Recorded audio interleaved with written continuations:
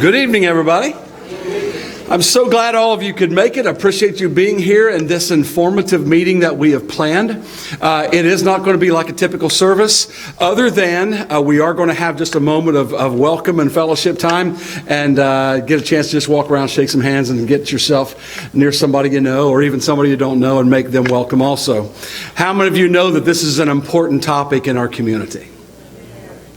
Amen. So I have a feeling that those who have come, the special speakers who have come, are going to give us marvelous information to help us to figure out how to deal with this. It is a tough and difficult situation in our county, and we're going to find out again by listening to these great speakers. But before we do that, would you mind standing, please? I'm going to offer an opening prayer, and after that, I'm going to have the media guys play some music, and after the prayer, go right into having some fellowship time. Would that be okay? And take a few moments. Take your time, okay, because this is an important evening. Lord, thank you so much for a chance to get together and to talk about very important things. Lord, these are things that literally have all of us fearful and concerned. And we have all been touched by tragedy. We've all been touched by those who have lost their lives and those who battle even now the addictions. We pray, Father, you give us a special time this evening. Help Lee and help Vernon, help Alexa and those who will speak in the Bach family. That, Lord, this will speak deeply into our hearts, we ask in Christ's name. Amen. Take some time, fellowship, okay? By the power of his blood. Amen. Amen. I'm alive because he lived. Amen. Amen. Let my song join the world that never ends, because he lived.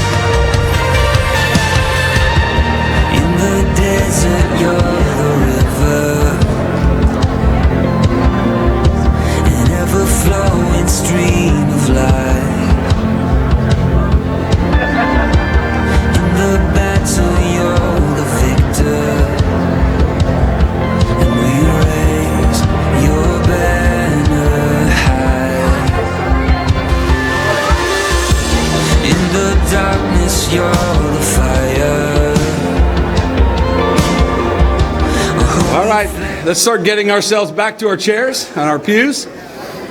Amen.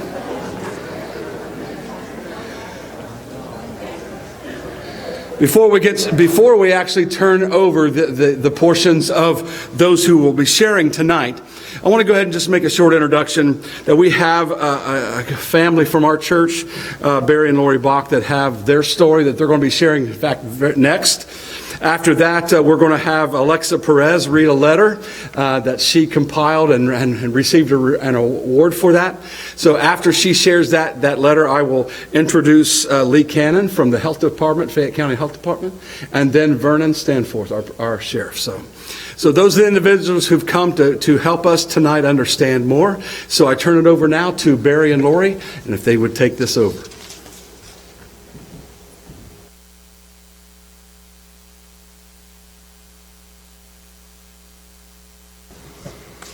Good evening. God is good. Okay. My name is Lori Bach. This is my husband, Barry Bach. We are here to share how the drug epidemic has affected our family. I'll try to get through it without crying. It's hard to be up here. Bearing your soul in front of your peers and your friends. So I did have an outline for them so I can not squirrel and keep on track. So drugs are, as you know, out of control everywhere, including our town. And if somebody had told me many years ago that I would be standing in front of a congregation telling how drugs have affected my life, I wouldn't believe them.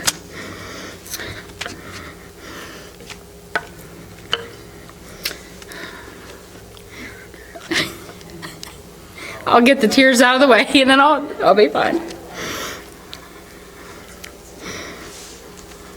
Okay. Brought a tissue just in case. Okay. Okay. We started attending Heritage in 2002, 15 years ago, with our sons, Britton and Brady. 2003, we became members. And in 2004, Pastor Joe baptized Britton, who was 11, and Brady, who was 7. Our son, Britton, is currently a recovering addict. He will be 25 in June. He graduated from Miami Trace High School in 2005. Growing up, he was a pretty laid-back child. He was always mild-mannered. Unlike some of my other children, he always did what he was told, and he really wasn't that much trouble. He graduated from high school. He started a heavy metal band with two of his lifelong friends. I believe this is where his partying scene began. His two friends also became drug users. The one friend is currently, he's went through rehab and he's doing well, and the other friend passed away. In 2005, he had a near overdose. Britton himself decided to check himself into rehab. He took nothing with him but his clothes and his Bible, so we felt, positive about the situation. After 5 months in rehab in Fort Lauderdale, he came home early, a month early. We didn't think he should leave the program yet, but he did. So after he left rehab, he came to our home. He lived with us for a couple of weeks. He was able to get a job, pass a drug test, and then by the first time, he got his first paycheck, he had bought heroin again. So just a few months after leaving rehab, he used again. And that was probably that day, that Friday night, I was at work on second shift, and Britton had just got his first paycheck. And I received a call at work from Britton's phone, and I answered the phone, and it wasn't Britton on the other line, it was some guy I didn't know. And he asked me, he said, "Are you Britton's father?" And I said, "Yeah." He said, "Well, Britton's at my apartment, and he's non-responsive." He said, we've called the Life Squad, and they're on the way." So I got the apartment number, and I immediately left work. And I'll never forget that night. It was really, really foggy. So I got to the apartment, and as I pulled in, the Life Squad was already there, and they were wheeling Britton out. He was on the gurney. I walked up. I asked the lady EMT, I said, "How's he doing?" And she goes, "Are you his dad?" And I said, "Yeah." She said, "Is there anything he would have done? Would he do drugs?" And I said, "Well, he's not supposed to be doing drugs now. I said, but, I guess it's a possibility. And she told me at that time, she goes, sir, we'll do everything we can to save his life. And at that moment, until you're in that situation, you don't know how. When it's your own son, your oldest son, you don't know how that really, it hits hard. So I'm outside. They put him in the life squad. I'm looking through the window of the life squad, as they work on him. Then they closed they'd already closed the doors, but then they got in the life squad and they started to drive away. So I'm following the life squad to the hospital. I'm praying. I'm kind of frantic. I called Lori and I said, hey, the Britton's overdosed. He's on his way to the hospital now. So she got herself together and called people. But anyway, on the way to the life squad, the lights are on and it's foggy and I'm following them and they turn their lights off. And I thought, oh, well, this is it. There's the emergency's over. He's passed away. And at that moment, I was really, really beside myself. And that's the thing that these kids, I guess, don't understand is that when they're doing all this, they don't realize the effect it has on their family and the people that love them the most. So we continue on. I follow the life squad to the hospital, and they pull in by the emergency room, and I park in the parking place over there to the left, and I get out and I run over. Well, when I get to the back of the life squad, the doors are open and Britton's alive. He's awake and he's talking. And I said, my gosh, son, what did you do? And he told me he did heroin. At that point, you've already been through the partying scene with your kids. Now you've followed the life squad to the hospital and you thought they've died. You really don't understand. They've been through rehab. Myself, I still don't understand what kind of a hold those drugs have on kids or adults or anybody that does them, how it changes their mind and their brain. And it's terrible. So anyway, they checked him in. We waited at the hospital several hours with him. And at that time, we didn't really know what kind of, legal obstacles there were going to be. Well, as it ends up, when you overdose, it's a felony drug charge for possession. So now, not only, do you have the rehab and all that to go through again, now you're a felon. And it's going to be hard for you to find a job. It's going to make your life that much more difficult. One thing that did happen to Britton, when he did go to court, he was put on probation.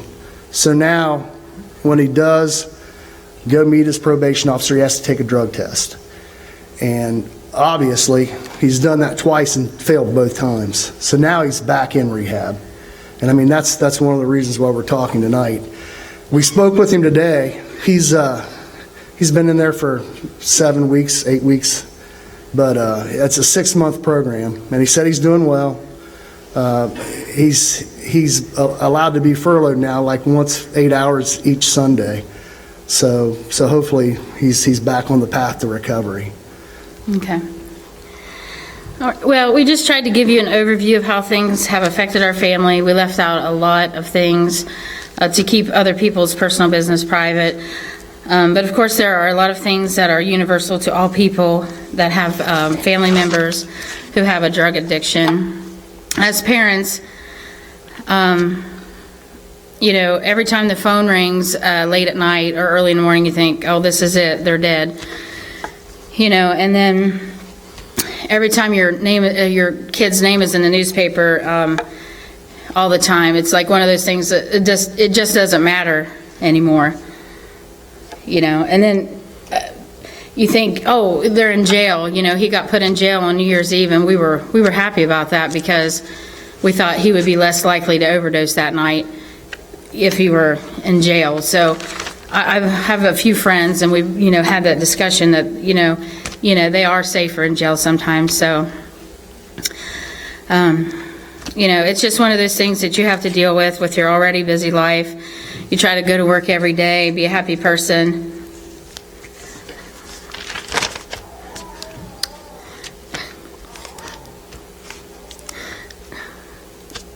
Sorry, I get emotional. But you always have those concerns in the back of your head, but I have a good work team and I have a good support group of friends, and, that's really helped us through, our friends. So, the reason this came about, 1 month ago, I couldn't sleep and I was praying and I was thinking, what could I do to help him? And there's nothing really you can do to help but to pray. So I went to Pastor Bruce and said, I had this burden on my heart, and he invited us to speak today.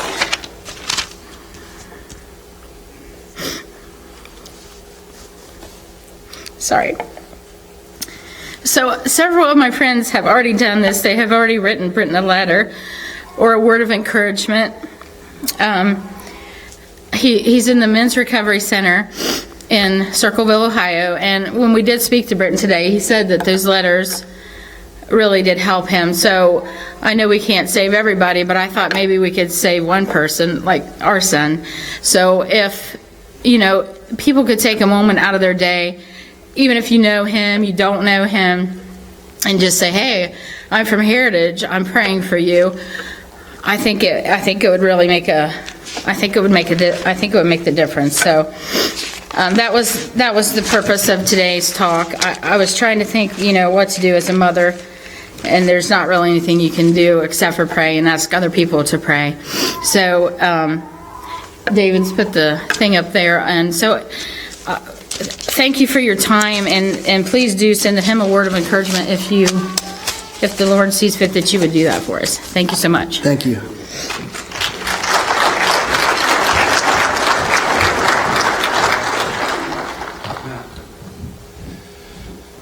They being family, folks, let's make sure we keep that family in our prayers.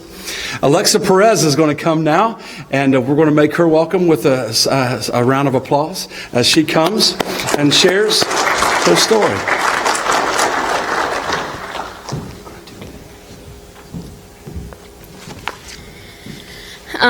In about September, October of last year, it came at Washington Middle School that we had the chance to write an essay over drugs.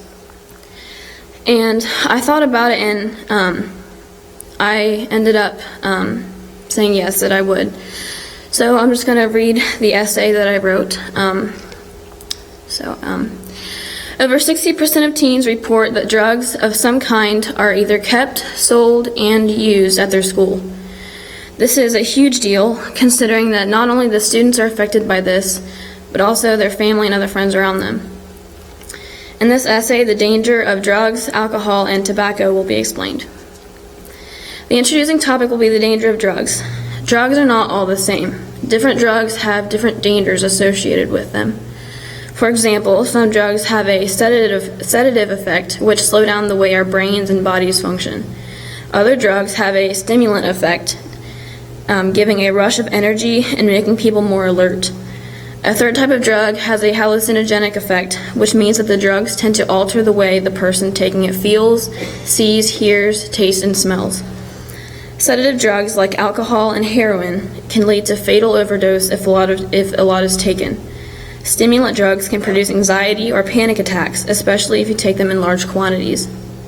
Hallucinogenic drugs sometimes can make the user have dangerous behavior. For all of these types of drugs, the more you use them, the more dangerous they can be. Another big factor that could be dangerous is if the people around you do drugs. They can influence you and cause you to be around them.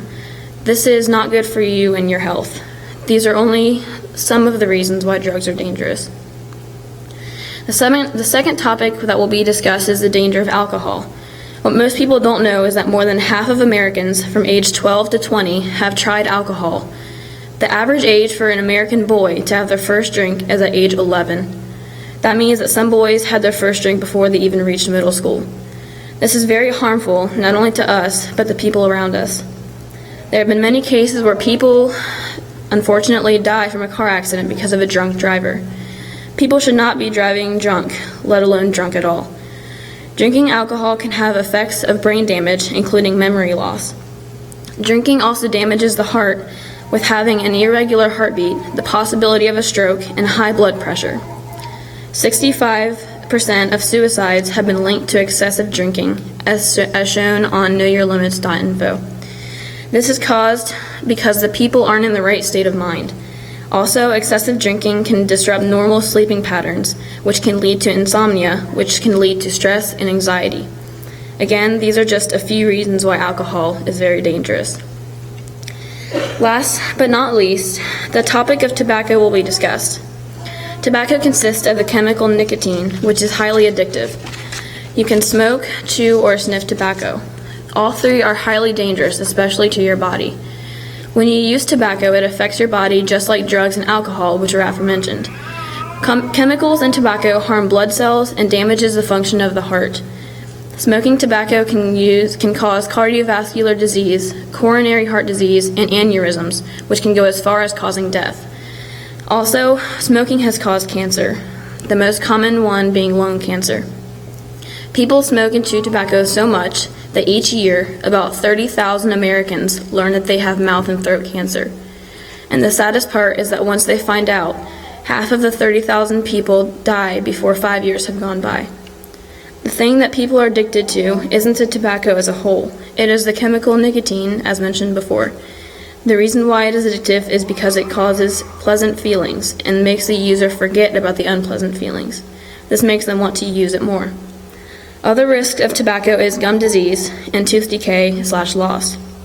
These again are just a few reasons of why tobacco is dangerous. In conclusion, drugs, alcohol, and tobacco are dangerous in many ways.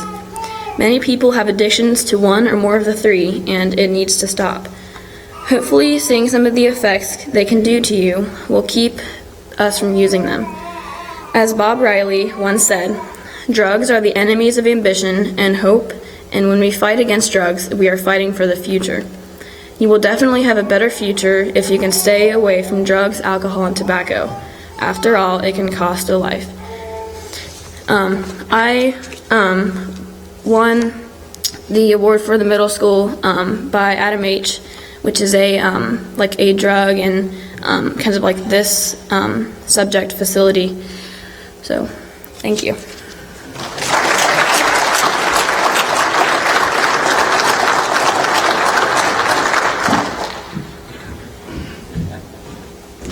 When I read her essay, that last statement, that last sentence, I thought was powerful.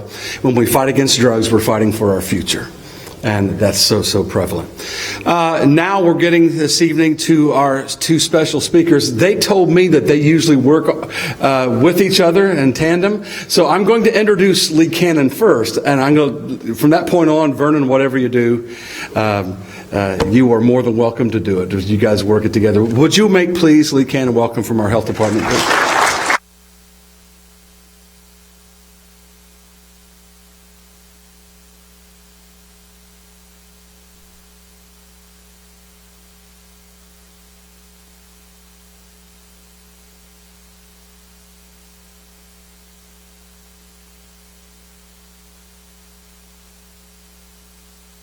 My name's Lee Cannon, and I'm the Deputy Health Commissioner at the Fayette County Health Department. And I'm here tonight because the Health Department over the past year, really the last 3 years, has been heavily involved in this drug war that we're all in the middle of. And drug addiction isn't something normally public health has a hand in. It's not a communicable disease. You can't catch it from somebody. But we've been finding more and more ways that public health can get involved. So I'm going to tell you about those things that we're doing tonight. And then Vernon is going to jump in and we're going to do our little tandem road show for you. No, kidding. I'm kind of squirrely too, so I have some notes here to keep me in line. And I'm here tonight because I want to answer your questions. I may not express myself and tell you everything that you want to know, so please, at the end of this, we're going to give you a chance to just pick our brains and ask away. So first of all, I want you to know drug addiction is a disease. It's not, it may be a choice that first time that person chooses to do that drug, but it is a brain altering disease.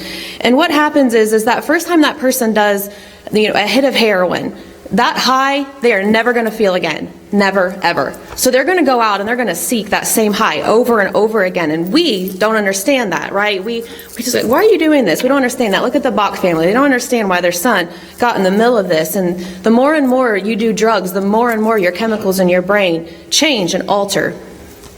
So one of the things that the health department is doing to help with that, as The Bog family said, their son is in a men's treatment facility, which is fantastic. We don't have enough of those. We don't have enough help. We don't have enough counseling. We don't have enough treatment centers. We don't have money to pay for these drug addicts to be treated and put in these facilities. So the health department is doing Vivitrol injections, and I probably sound like I'm speaking a foreign language. Vivitrol is an injection. It's not addictive like Suboxone. It's not like that. It is a shot that goes into your arm, and it is a brain inhibitor. It tells your brain you are not wanting to do drugs. It works with opiates, so it works with heroin, it works with alcohol, it will not work with methamphetamine, it will not work with cocaine or marijuana, but it works with heroin. And we have about 50 patients right now receiving this injection. It's not just they come in and get a shot. It's not that easy. They have to work for this shot. They have to attend counseling sessions. They're drug screened. We follow a huge process in getting these people in to be treated. It's been pretty successful. I wish that I could give you statistics tonight. Unfortunately, we've only had this program in our health district since August. We do have people that have been through it since the beginning and are finding it successful, and they're going out and they're helping us learn things about their drug addiction and trying to get other people on board with this. The second thing that the health department is involved in is we distribute the naloxone, which you probably all know as Narcan, to the sheriff's department. Our Washington Fire Department participates, and the Jeffersonville Fire Department participates in this program also. And this is monies that are set aside from the Ohio Department of Health. It's allocated. Our county only gets $1,800, and that only purchases about 24 Project Dawn kits. And Project Dawn is a state or federally funded program that is drugs avoided with naloxone. So this kit comes to us. We give those to the sheriff's department because, as you know, law enforcement is usually one of the first responders. They beat the squad on many instances, and I'm sure that Vernon would be more than happy to tell you kind of how that's going for their department. So we have that all kind of going on out there. Personally, I have family members that have overdosed, a family member that overdosed on heroin. I've had family members addicted to prescription pain pills. I know kind of firsthand how devastating it can be for families. And as the health district, person that kind of gets to be out there and be in these committees, I want you to know, there are people out there working for change. One of the other things that we are involved in is the Faith and Recovery Committee, and that committee is made up of pastors and health agencies and community leaders and parents that have been through this, and we all kind of sit around a table and we work together to try to find resources, find ways to get funding so that we can get a treatment center here. And we are making great strides in getting a men's treatment facility like we have the women's. So keep praying about that. Keep praying that things fall in line for that group. We're working very hard. It's very hard to work when you have no money to pay for anything. Alexa, you did a fantastic job, and I'm so glad that you shared all those things. That's the next thing I want to touch on real quick is all those things that she talked about. The second part of the Faith and Recovery group is the prevention team. And we actually have a grant we're hoping to get that's going to send money down, and that's going to get us out into the schools and do these services. Because like she said, that survey of those kids that say all of this stuff is in your schools, we're not in the schools to educate them and tell them about these things and tell them what these harmful effects can do to them. So that's coming too. So keep praying that that works out and the right people want to be part of that and get trained, and we can run these youth-led coalitions. So Alexa, great job today. That's a wonderful article. And I think I pretty much touched on everything I wanted to tell you. The community health assessment was released. Our agency conducted a community health assessment, and the number one thing that everyone was concerned about was drug abuse. It didn't matter if we talked to kids, if we talked to high schoolers, if we talked to adults. The number one thing on everyone's paper was drug abuse. So we took that seriously, and I know that all of you are here tonight because you take it seriously. So we thank you if you participated in that health assessment. Our next step is putting that assessment into a plan and incorporating programs where we can to target those things that everyone's concerned about. Vernon, would you like to come up? And they want numbers from you, I bet. Statistics. You all know our sheriff, right? I give him a big hand. I don't know if this is working. I don't have a lot of numbers because there's too many numbers out there. Sometimes it's just plain overwhelming. But I want to try to put this in a little bit of perspective. In 2015, across the country, they estimated that there were about 22 million people that were addicted to some type of substance. And heroin was way at the bottom. Only 3% of 22 million people had a heroin addiction. So that kind of tells you where our heroin's at. It's really not that big of a problem. That's the mindset we've had for so many years now. Heroin is not that much of a problem because it's only, no, those are the numbers. 22 million people, and only 3% of 22 million people was addicted to heroin.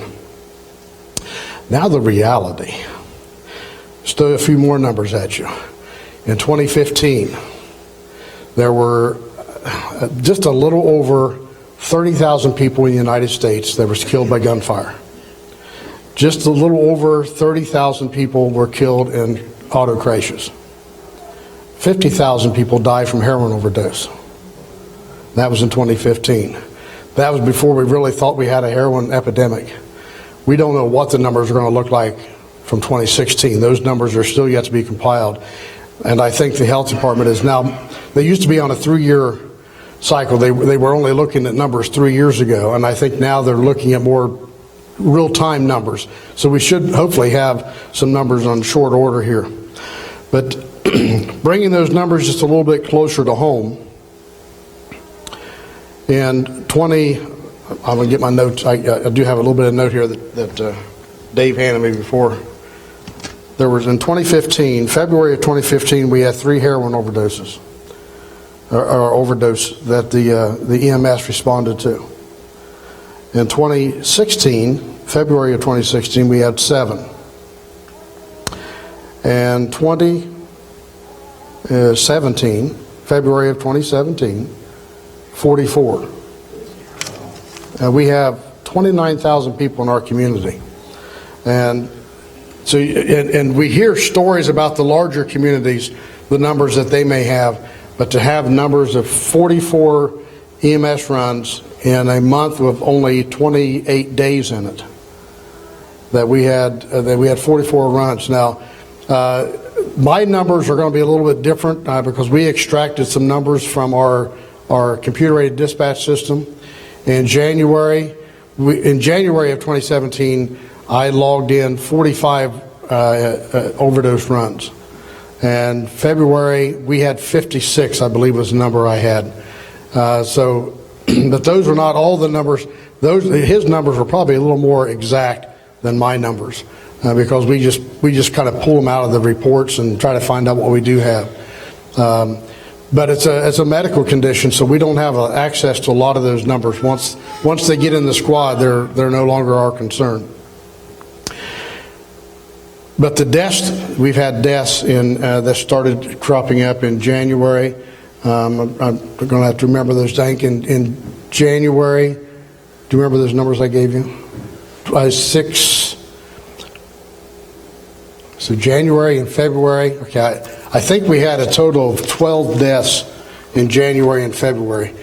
Once again, keeping in perspective, this is a community of only 29,000 people, and we suffered 12, I believe it was 12 deaths in 2 months from drug overdose. February 1st, we had 20 overdoses in like a 24-hour period with 3 deaths. And we had depleted our Narcan supply. The squad had depleted theirs. I believe the hospital had depleted theirs. We still had a little bit of supply left in our storage area, and so we were really running on backup Narcan because we were using it that much. And one of the things we're seeing with our Narcan use with heroin, if you give one Narcan dose to a heroin overdose, they usually come around.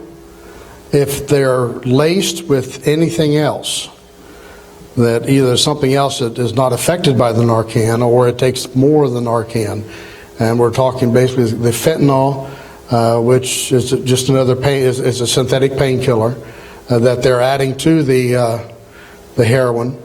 Cutting it is what they call it. Sometimes we may end up with 2, 4. Typically, it takes about 4 Narcan uses. The carfentanil, and we've all heard of that new carfentanil. It's a synthetic painkiller, but it's a tranquilizer for elephants and rhinoceroses and gigantic animals. This is not meant for human consumption. It may take 8 Narcans to try to revive that person. Chances are, if they've used carfentanil within their heroin, they're not going to survive. It's so deadly, they're probably not going to survive. Those are the people that we find with the needle still sticking in their arm, and it just hit them that hard, and their body just shuts down. And we've not seen anything actually with carfentanil in it in our county, but that's because they didn't have a test for carfentanil during an autopsy, and they've just developed a test so that they can try to find out if more of our people are actually, if carfentanil is actually there. It was a specific test that's required, and most places we just weren't doing it because it was under the radar type thing. The issues with our county, as far as our heroin use is concerned, I don't put it by the numbers like I was describing a while ago. 45, 56 in a month, 20 in a day. Those are all fine. I put it one person at a time. One person at a time. That person that's lying there, the family that's impacted by that's a statistic that we just can't say that that's just a number to us any longer. That's why we have to do something, and there's a lot of things going on behind the scenes. I've got undercover people operating on a 24-hour basis. We work hand in hand with the DEA. We work hand in hand with the Marshal Service. I think you've seen where the Marshal Service has been in town picking up people. Well, that is part of that's part of our plan of getting some of these people off the streets. They're hiding from us. Their families hiding them from us. If they're on drugs, their dealers are hiding them. So whatever it may be. So we're going after them, and the Marshal Service has a lot of toys, a lot of things they can use, and a lot of the techniques they have in locating people, and we don't have those resources in a small county. So we let the Marshal Service, we give them a name and let them go with it. And they find this person, and typically these people are somehow in a drug culture, whether they're users, whether they're dealers, whether they're prostituting, whatever they're doing, we're trying to get them off the street. And it has had some effect. The City of Washington Courthouse Police Department, they've been doing some other techniques that's been working. Their numbers and the patrol numbers are up because they took some of my patrol guys. I'm not mad. There's no, we trained them well, but the city's been working hard as well, and the cooperative between the city police and the county sheriff's office and the other many agencies that we're dealing with. March has been a little bit better month, I believe. I don't know. We probably had out of this is, I don't know what the day is. 26. 26. We're probably up to about 26 overdoses, one a day. February we were looking at an average of 2 a day, but we may have some days where there's none, and then we have 3 or 4 in one day. But there's less. We've had no deaths so far, fortunately, in March, so we consider that a good thing. But we're still having the squad runs, and that's taxing our squad. Typically, 75% of the squad runs are overdose related. That 75% also translates into the emergency room. That the emergency room is probably functioning about 75% of their patients are overdose patients. That's big numbers for small hospitals. Big number for a small county EMS. Small numbers. but there are tremendous numbers that are a great impact on us. We wanted to give you an opportunity for some questions as well. I know a lot of things may be on your mind. If you do ask a question, kind of camouflage it. Don't make it don't make it so it's going to embarrass somebody that may not be here. But unless it's yourself, you can embarrass yourself all you want. But understand, on your street, this kind of put it maybe a little better perspective. If you're walking up and down your street, and most of us live in nice neighborhoods, Washington Courthouse is a nice community. Jeffersonville is a nice, I grew up there, so I know Jeffersonville is a nice community. Stanton, New Holland, Bloomberg, but they're all being affected by this drug use. Not only the drug use, but the drug dealings. You understand that your next door neighbor may be a nice guy, and all of a sudden you notice traffic is built up. He's got a lot of traffic coming in and out. That doesn't mean that he's dealing drugs. Maybe he's now the new Amway distributor. But it's a good possibility that he is. And those are the kind of things that we as law enforcement kind of need to know. If you've got suspicion, we should have the suspicion. And sometimes we check it out and it's nothing. It may just literally be legitimate fact that, well, their teenage son now has a car and he's in and out all the time, and you perceive that as a problem. But if we usually have telltale signs of drug use. The drug dealers, and we often think of drug dealers as the guys that wear the big hats, have a black trench coat, standing in the corner and looking for our kids and saying, "Hey, look here, come over here, I got some drugs for you." That doesn't happen. I've never, in 40 years, almost 40 years, I've never seen it happen. The first time, and I think the essay pretty well hit on a lot of things, the first time we see drug abuse, 11 years old. Who do you think that they're going to get their drugs from?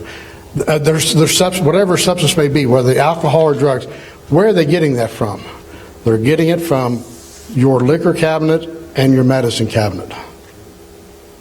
The first time anyone takes drugs, the first time they're getting a hit of heroin, it's from a friend or from a family. It's not from the strangers. There's a scary statistic out there that's around 80% that kids that are addicted to heroin were shot up by their own parent or their own mother. That's just a very scary statistic. And those numbers are even more prevalent today. I'm talking today, Sunday, not just in modern times. I'm talking this is a real number that we're looking at here. We're seeing so many kids that are exposed to this in the family. This is not a political position on marijuana, but it starts somewhere. Mm-hmm. It starts somewhere. And marijuana is where it starts. Cigarette smoking, we talked about cigarette smoking. If your parents smoked, you're likely to smoke too. If your parents use heroin, you're likely to use heroin too. It just transcends. And marijuana use, is I've never used it, but most people use it. It keeps me calm. It calms me down.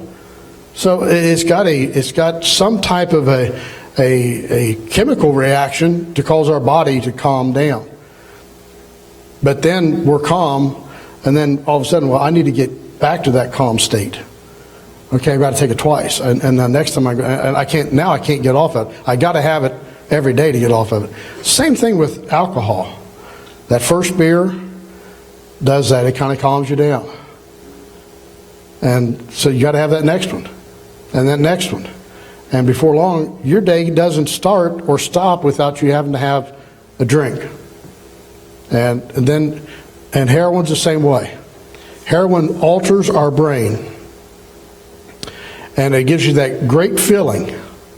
I am on the top of the world. I feel great. I don't hurt anymore.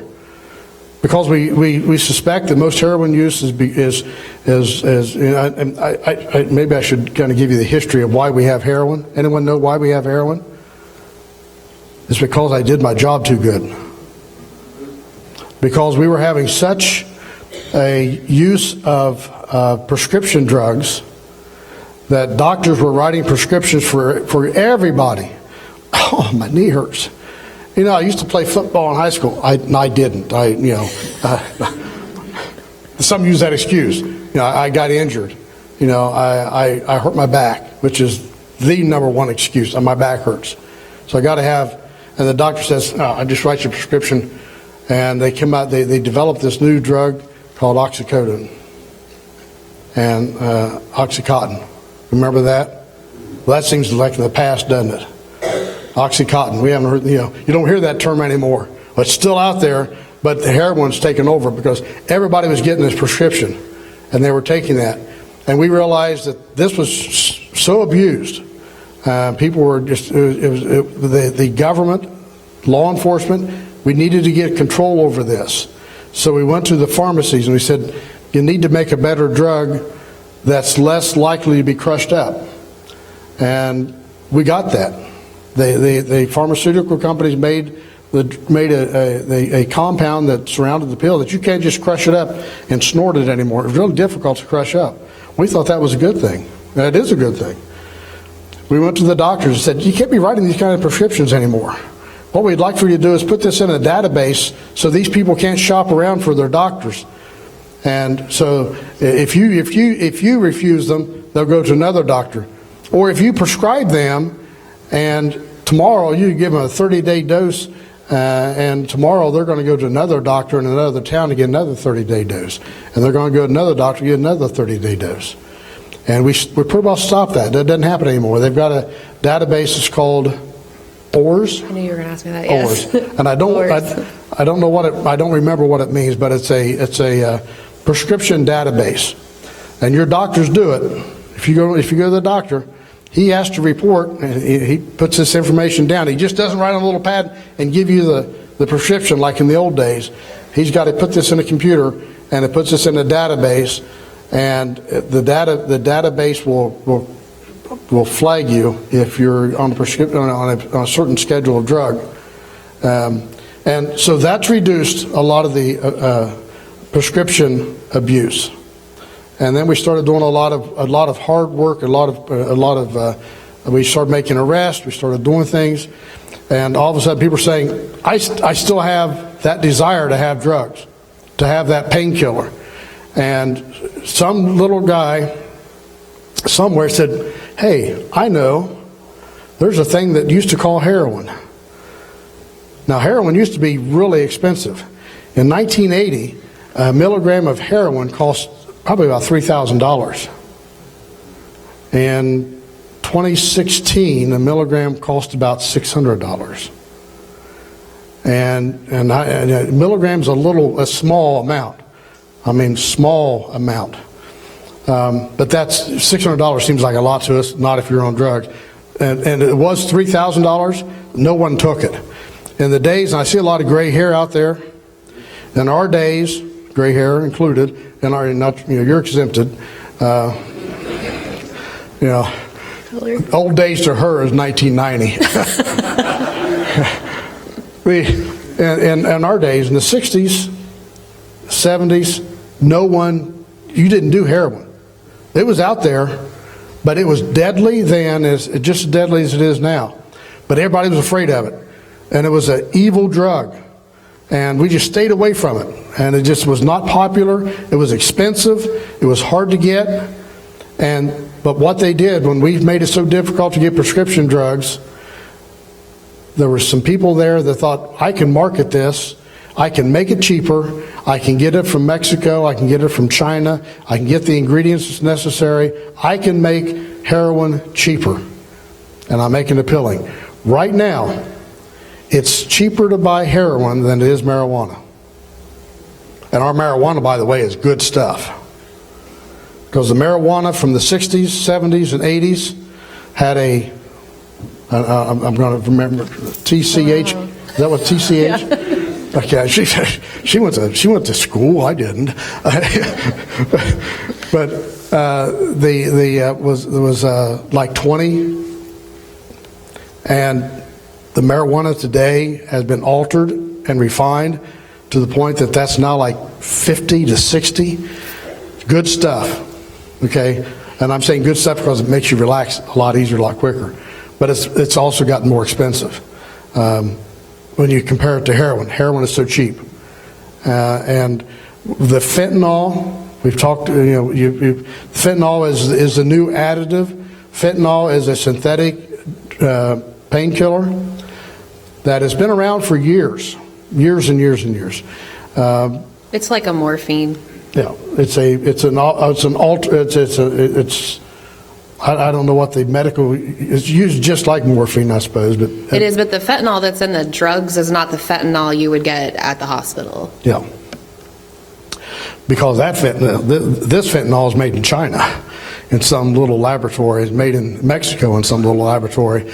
They mix it in Mexico with the heroin. And in the United States, there's two types of heroin. There's black tar. That's what when I first got in law enforcement, that was what the heroin we would see. And it looked like, you'd find a little cellophane wrapper or like a cigarette a carton or cigarette wrapper and cellophane, and they would put the black tar in there. And so when you found that in somebody's pocket, they said, "What are you carrying this dirt stuff around for?" Well, that was black tar heroin. And it was expensive. It wasn't seen very often. Some of us may have seen that in the course of our career or in the course of your drug use. But it's really popular west of the Mississippi.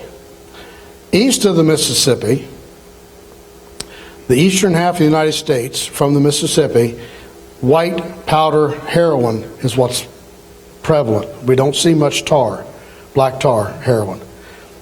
But they can cut the white powdered heroin with fentanyl so much easier than they can the black tar. That's why they prefer to use the white powder. And that's why in the eastern half of the United States, Mississippi east to the ocean, it's basically fentanyl is what you're going to see, and it's because we have the white powder heroin in our part of the country. You can go down to Georgia, and I've talked to sheriffs down there, and they said we don't have heroin down here. We have meth, really popular down south. Heroin, it just hasn't got to the market down there yet. Most of our heroin comes out of Chicago, comes down to Indianapolis, Columbus, Dayton, and it's distributed. The drug dealing is a business. Our drug dealers are business people. And I jokingly used Amway a while ago, and if you know the Amway or anything else, I don't want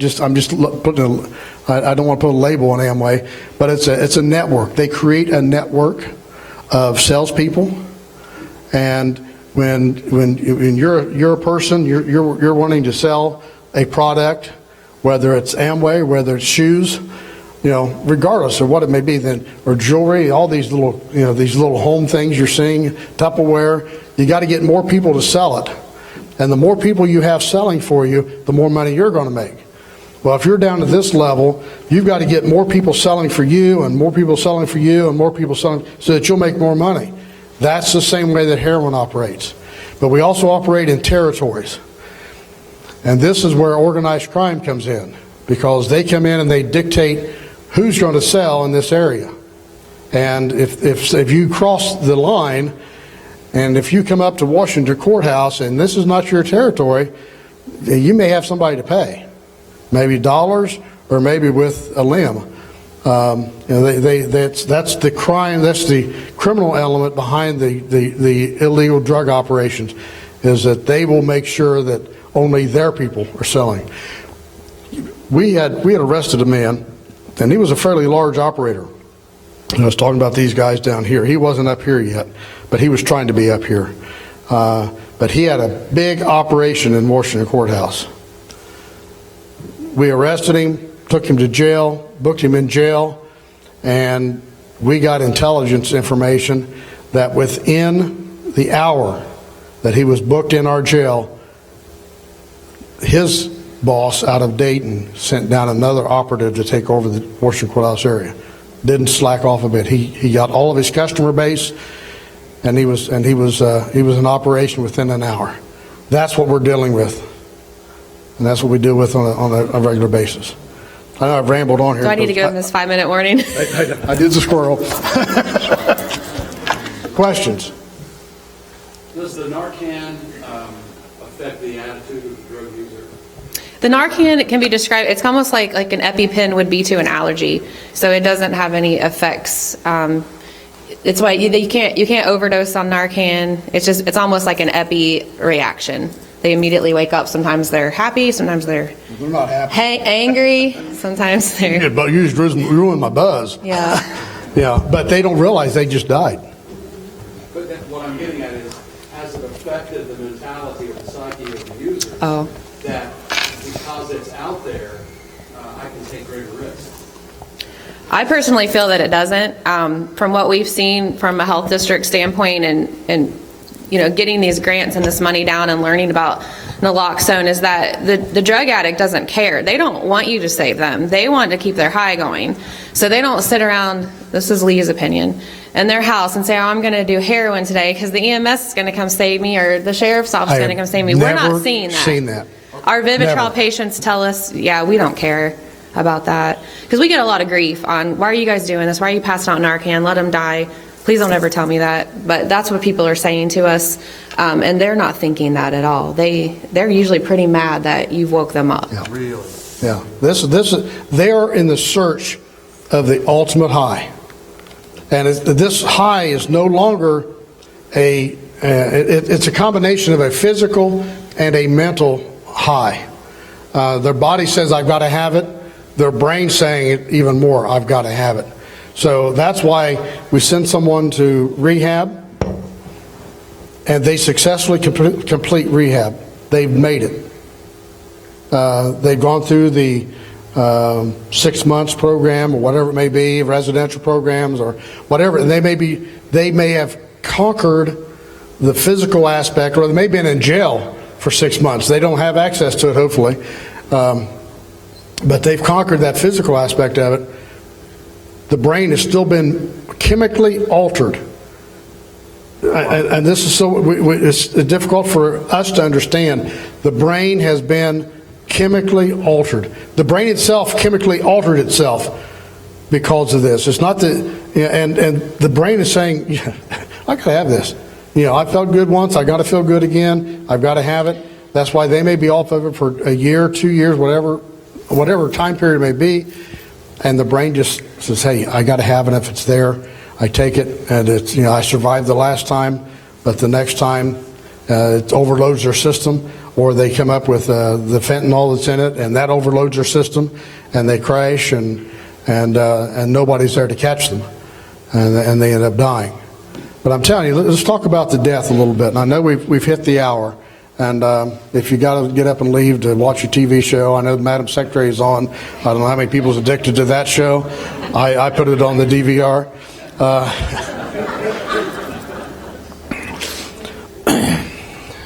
Go ahead, I got your time limit. Okay, she got to watch.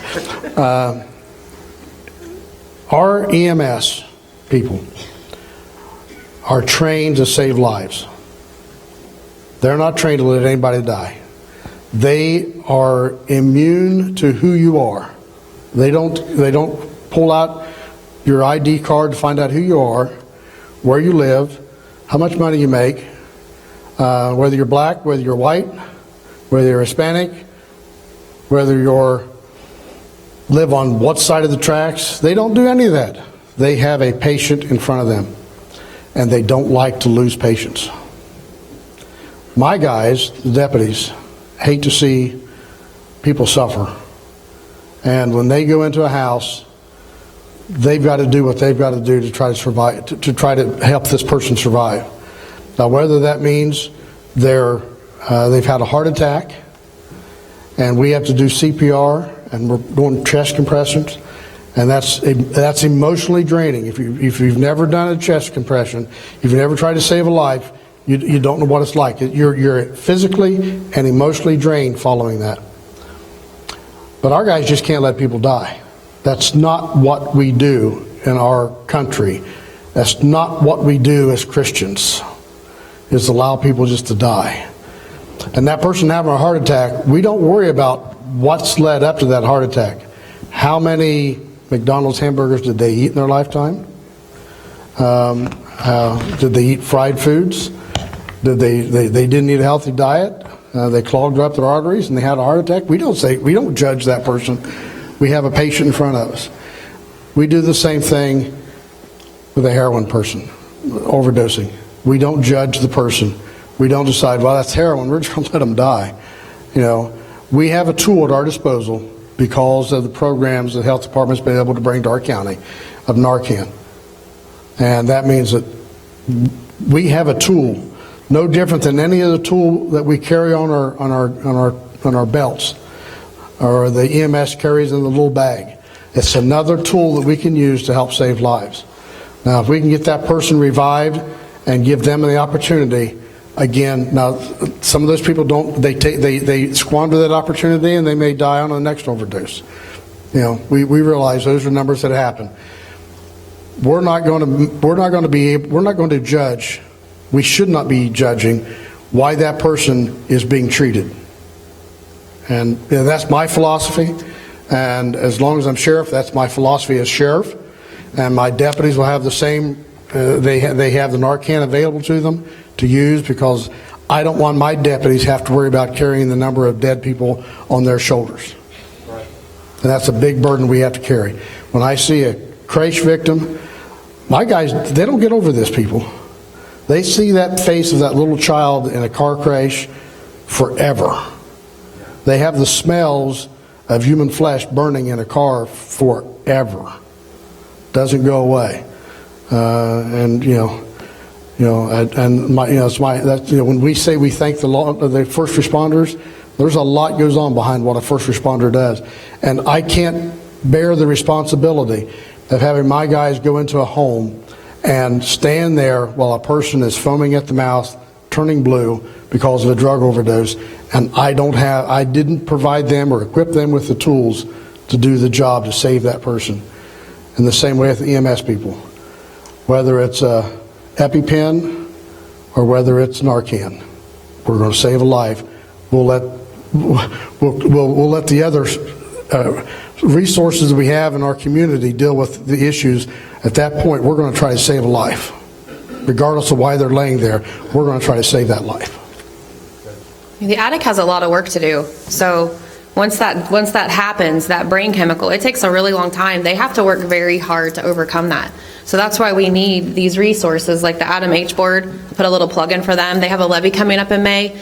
It was voted down by our county and by the other 3 counties that are in our region. And that money was helping pay for Vivitrol for patients that we didn't have Medicaid set up yet or private insurance set up yet. A Vivitrol dose is $1,500 for 1 dose. They get it every 28 days for at least 12 months. We don't have funding for that.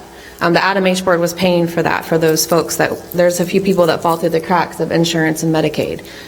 So those resources are so important because that addict, from that day forward, they have a ton of work to do for the rest of their life. And that's why these programs that we don't currently have in our community are so vital to their recovery. We have a lot of programs out there. We have a lot. That's probably the wrong terminology. We have various programs out there. It's not a lot of programs. We have various programs out there. Most of the programs, though, we have a lot of programs through the Paint Valley Mental Health. That's that part of the Adam H. Board. They are funded by the Adam H. Board. Some of it. No, not the whole thing, right? But some of them. We had 2 of the Paint Valley Mental Health workers coming into our office almost daily because of the number of people in our jail with, I don't want to label it as mental health issues.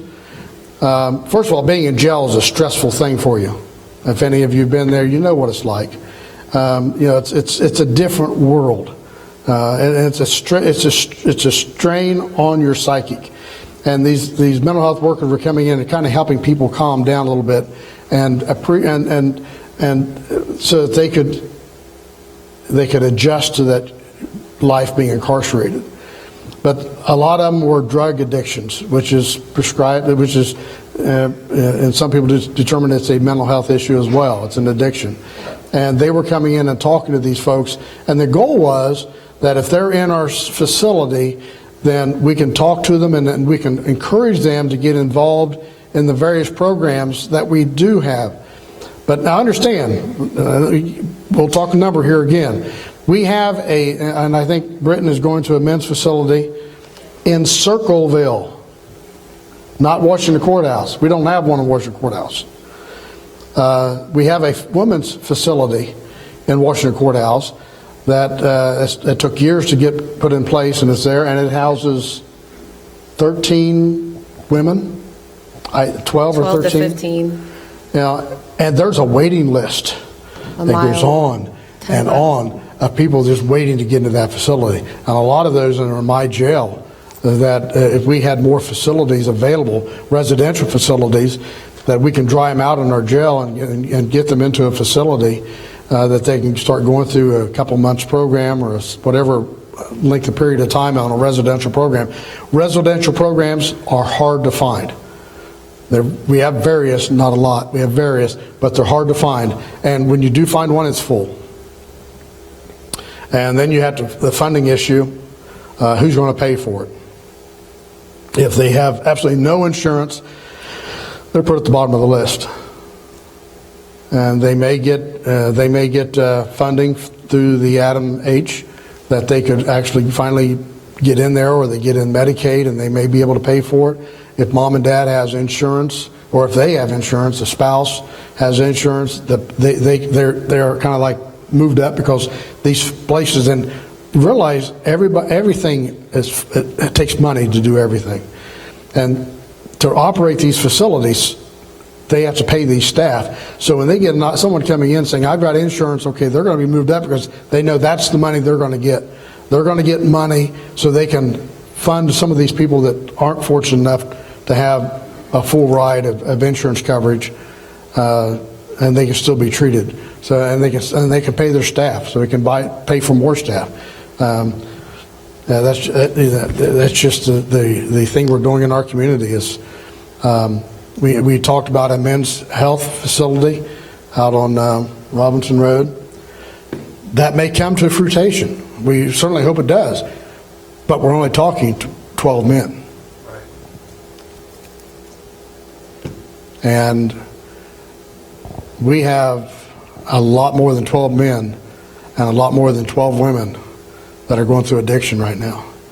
We send family out of state because they're just looking anywhere to find a resource available. And we're lucky to get one as close as Circleville. We really are. And reality is, it may take 3, 4, 5 times of going through rehab, whatever that may be, whether that's not Waterloo. Where were we at this morning, Joy? Walnut Hill, yeah. Walnut Hill Church, Tuesday evenings, they're doing a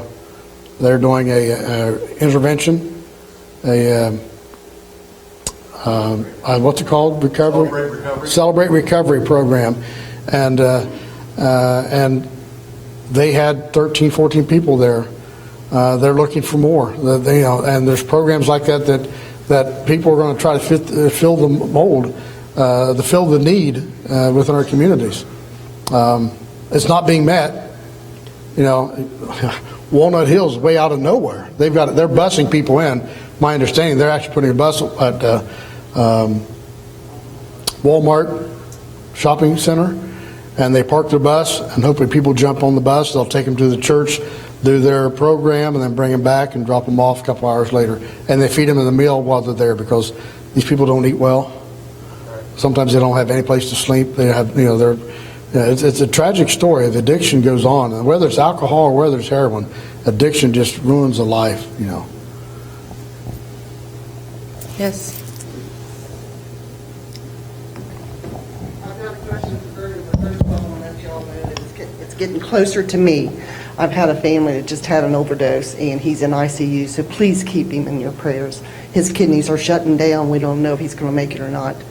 Vernon, when it comes to arresting, we've heard that in the news and stuff that you're starting to give violations for this, for like inducing panic or anything like that. Where does it come? Because where does it stop and where does it start with that? Because we know that your jail can't handle all the ones that you're getting, right? True. The inducing panic, that's not my ballgame, that's the city police department's.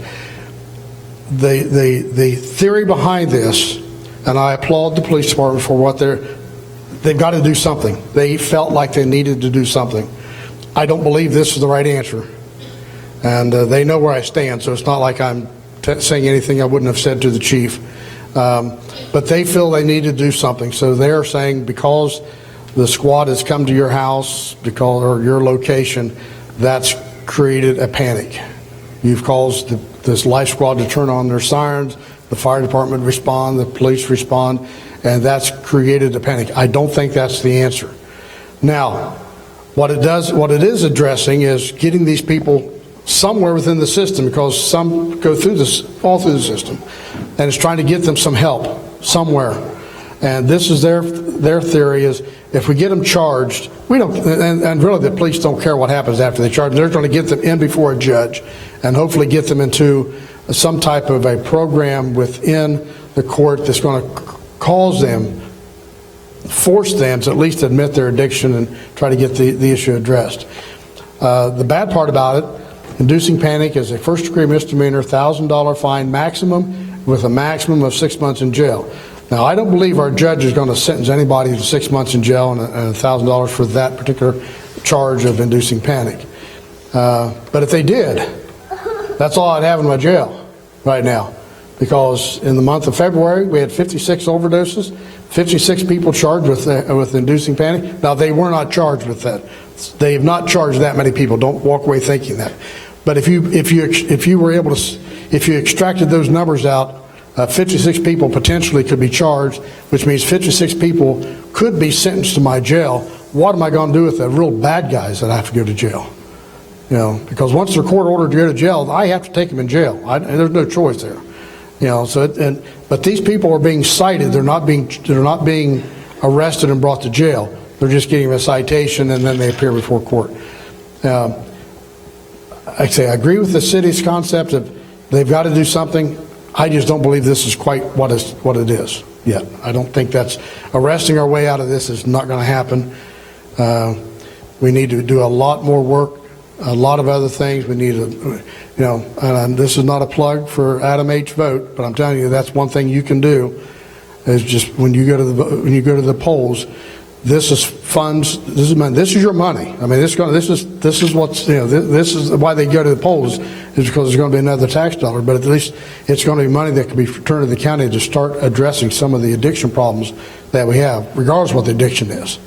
Regardless of what the mental status of that person is or their mental health status. It's a lot of health issues that come out of the Adam H. funding. But did I answer Pam's answer your question? I don't know if I answered right or not. A little while ago, you talked about the problem starting at home.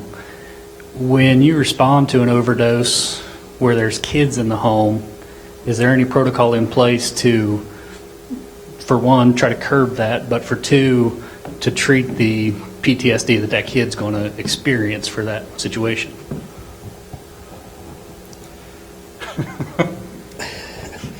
I wasn't expecting the PTSD issue. I thought That's why we need mental health services in our county. when we go into a home and a child is present during the act, if there's a crime that's occurred, we usually notify Job and Family Services. A case, children, whoever's on call, if they need to get the child out of that environment, that's the children's services worker is what takes the child out of the home. But that doesn't address the trauma that they've had. I mean, we can go through story after story in our county. We get a 911 call from a 6-year-old that says, "My mom died again. Can you come help her?" Did you hear what the child said? "My mom died again. Can you come and help her?" We know the child's already been exposed to at least one overdose in that family because they know that mom died and they brought her back from Narcan. Now, how do you tell a child, we're not going to use Narcan because she did it once, or she already did it once, she didn't get a second dose. But the effect that's going to have on the child is something, it's this, we're going to see that happen. We're going to see a lot of effects from that. And we're going to have some serious problems in the next 20 to 30 years. These people that have seen their parents suffering, they've seen the tragedies. We're going to have some serious mental health issues out there. We haven't even touched the surface of that yet. It's going to be that's going to be the next epidemic in our communities. First of all, you see a 25, 30, 40-year-old person die, you know they're leaving underage children. The trauma of an underage child losing a parent. Look how old they are, whether they're 7 months old or whether they're 70 years old. You don't want to lose your parent. But the trauma that those kids are going through is going to be a lifelong trauma that we need services to be able to provide for that. And we're just beginning that journey. I was wondering if you guys could give us like 2 or 3 practical things that we could all do as a community to help, to make a difference, to maybe start to curb this epidemic that our community is facing. Well, this church should be full.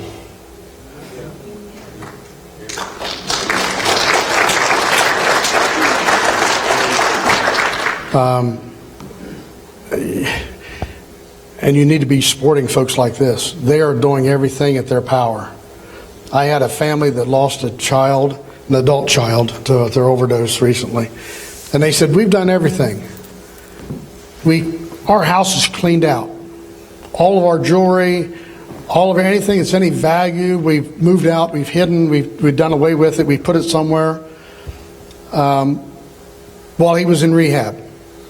We got rid of everything so that when he came back, he did not have the resources to buy his next hit of heroin. And this man was broke. If he wanted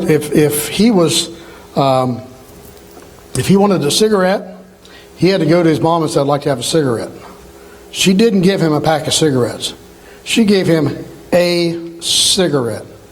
Now, her rules were, I'll buy you what you need. Clothes, food, I'll give you a place to live. Now some of us think tough love is make him sleep under the bridge on Court Street. I'm sorry to tell you that spot's already taken up. We have people living under bridges, in Fayette County, living in tents. But that's not the tough love we're talking about. We're talking about you give them a place to live, but you don't give them food for money. You give them food. You don't give them money for their cigarettes. You give them a cigarette. And this boy had no money, not a dime, not a dime. There was nothing in the house that he could sell. Somehow he was still able to he did the barter system and was able to get the next hit of heroin. Unfortunately, we think it was more fentanyl than it was heroin. And when they got up the next morning, he was dead. They did everything they could. We as a community need to be supporting those families. They're going through things that if you've never had the experience, and Pam, this may be the first time, but I'm telling you, it could be any one of you tomorrow. You get that phone call of that grandchild, that nephew, the niece, daughter, whoever it may be in your family that's overdosed and died, or that you finally get the word they're on heroin, and you need to be supporting those families. But there needs to be a network. We need to be supporting the community. When we get programs like the Women's House on Rawlings, Gregg Street. We need to be supporting the programs like that. We need to be supporting the well. We need to be supporting the Rose Avenue facility. Those people are reaching out to the people that are truly needing our services, and we need to be the ones. If you need to be out there working with those groups. In your own homes, alcohol and drugs, and I never smoked, and one of the reasons I didn't smoke, and I came from a family of smokers, and I had probably 9, 10 years old, and we would go spend, we'd go spend an evening with them, and they'd take us. This would have been the late 60s. And they had they had a convertible car. It wasn't old then. It'd be a great car to have now. But they had this great big giant of a car, a convertible car. And I can remember sitting in the back seat, and my aunt turned around and looked at me and she says, "Vernon, are you smoking yet?" I mean, I'm talking about 9, 10 years old. And I said, "No." She goes, "Well, the other boys are." And she was talking about my brothers and my cousins. So, the other boys are. And she says, "I would be really disappointed if you ever started smoking. If you've not started, don't do it now."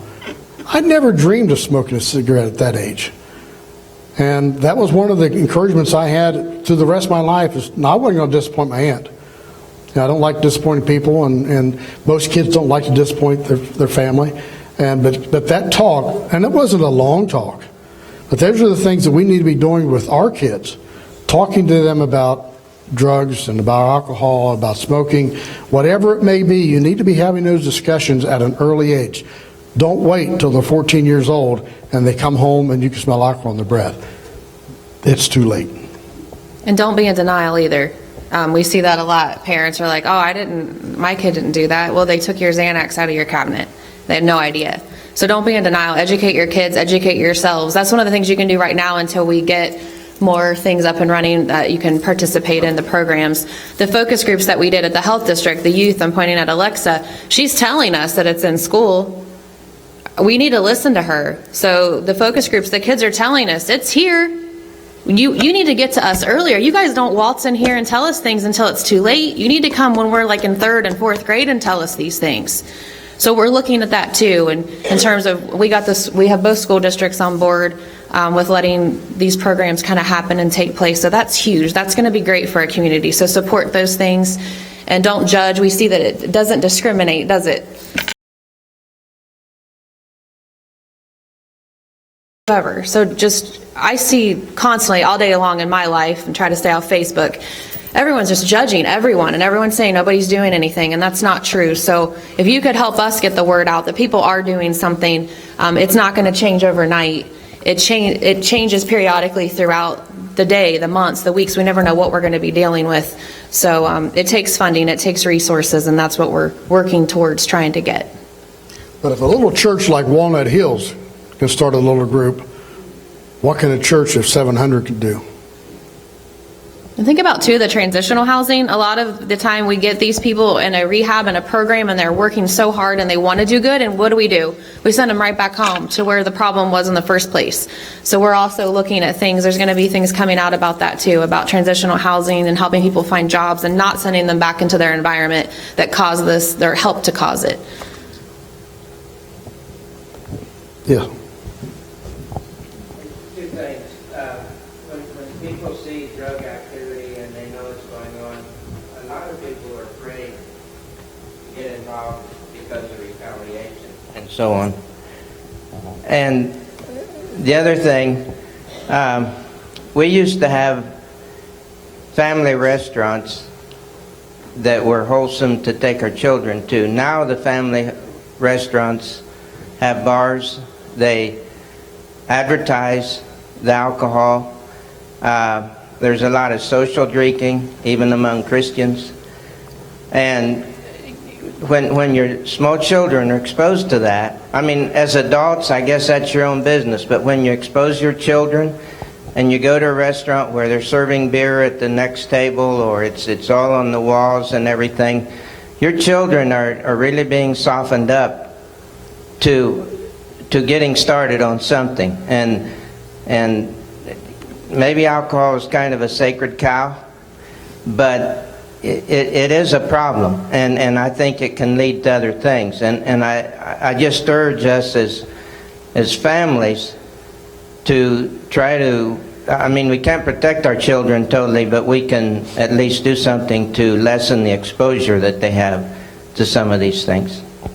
Well, I agree with your second comment on the fact that alcohol, we've condoned those behaviors, and when our children see condoned behavior, they think that means they can do it, that it's all right, mom and dad do it, or we see it done, They must think it's all right, so they do it. So I agree with that. First statement is not, it's the perception is accurate, but the reality is not.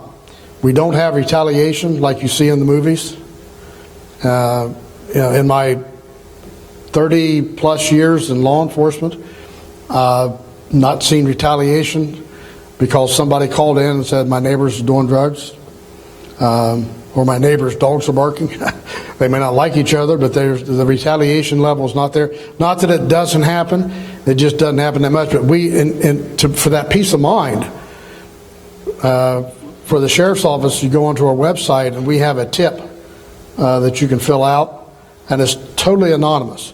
It's through a third-party server, which means that we don't even know where it came from. We can't track it back. And somebody can't put a public records request upon our webpage and through that public records request find out who gave us the information, because it's not there. We don't own it. It's not available. And we have those evil people out there that like to do that, but they like to put public records requests on folks to try to get that little bit of nitty-gritty so they can put it on Facebook. And that's devastating. That scares people away from giving us information. So we've generated that page, www.faycoso.com, and you go to that faycoso.com page, and that's our website, and you'll have a tip. You click on that, and it takes you to a site that you fill out the tip, and they send it back to us. And when we give it to the police department, or we take it upon ourselves, or to our drug task force, whatever it may be appropriate venue, and so nobody knows who it is. Just so that you have that peace of mind that your information is, they're not going to know it's you that gave the information. It's not going to happen. It's FAYCOSO.com. And we get 2, 3, 4 of those a day. But that's because neighbors call in and say, I know there's something going on next door, or I see this activity. And sometimes it's people that's actually, from their tip, they're seeing this stuff happen right in front of them. They're given names, they're given addresses, they're given license plates, whatever it may be. And it gives us a little bit of a clue that we're not going to go kick in the door because somebody gives us a tip. That's not enough for us to do. We have to generate the homework. We have to do a lot of work to get to the point where we can get a search warrant, which may take months, but that tip could get us. We may not know that what's going on in your neighbor or your neighborhood unless somebody in that neighborhood tells us. And because our drug world is moving around so rapidly. It used to be a drug dealer set up in an apartment or in a house, and he was there until he got kicked out of the house or got arrested. And now they move in that house. They don't deal drugs out of their house. They get a girl, a young lady, addicted, and they start dealing out of her house until she gets arrested. And that's a sacrificial lamb to them.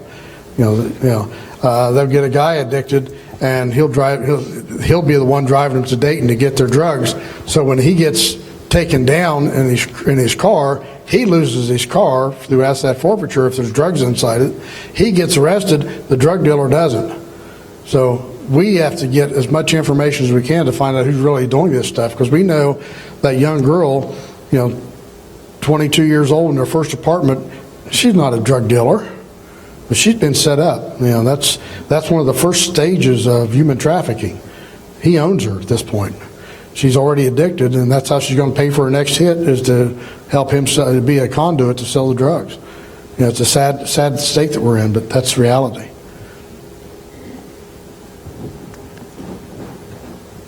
Any other questions? It's hard to see you guys, so to wave. We do appreciate your time. I know we've gone over by another half hour, but hopefully it's been a half hour that's of value to you as a parent, as a citizen, as a member of this congregation, that you realize it is a problem, but it's one that hopefully we can address as well. So on behalf of me and myself, we appreciate the opportunity to come here and talk to you this evening. Thank you.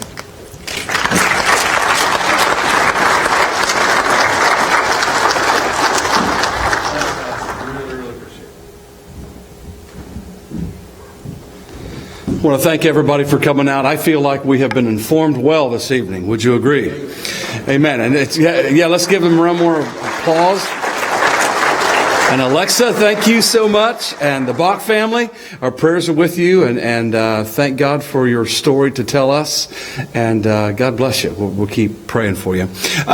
We have somebody among us, Corey Carlson. Corey, I'm going to go ahead and tell them where your brochures are. Corey, would you wave your hand back there? Everybody look back at Corey. He will be standing by the media desk. There are some brochures there. He will answer questions. But this is the brochure. There is a Hope Recovery Group brochure back there. And Grace Community Church is connected to it. It sounds like he's really got a lot of answers for the questions that you might have. If you're interested in recovery groups, please stop and see him. Corey, thank you for coming this evening. We heard that he was at Grace this morning and made a presentation there. So take your time to stop there, and thank you guys so much for coming. Let's stand together. What do you say? Do you just welcome somebody with a handshake and we call it a night? God bless you guys. Have a wonderful time this week.